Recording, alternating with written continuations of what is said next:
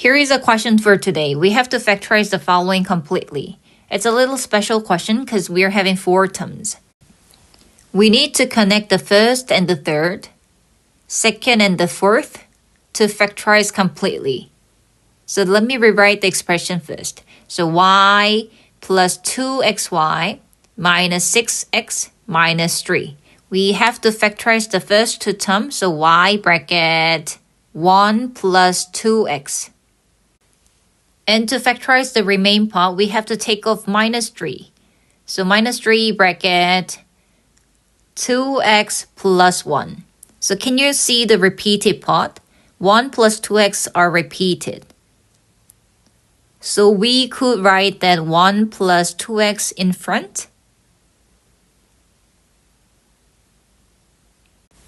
And the remainder y minus 3 should be located on the other bracket. So this is the way to factorize 4 terms by grouping. But it seems a little tricky, so let's try to double check it. To expand the bracket, we should get the original expression. So let's try to expand this.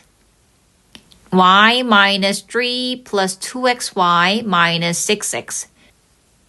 Since we get the same expression as the original one, the answer is correct. New math lessons uploaded every Thursday. Subscribe and keep preparing your exams with me.